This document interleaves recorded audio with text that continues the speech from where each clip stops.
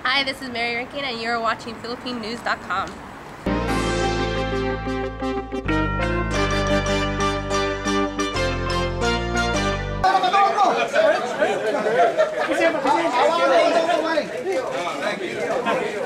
Hi guys.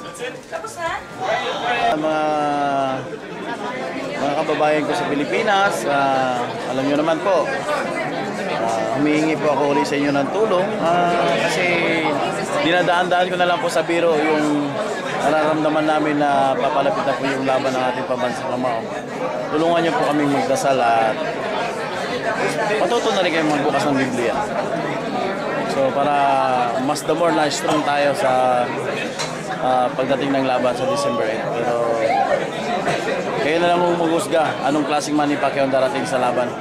Kasi papangako ko sa inyo, magandang laban to. Papakita namin sa inyo. Lalagyan natin ng boundary yan. Hanggang December 8 na ang kontrata ni Marquez. Wala na.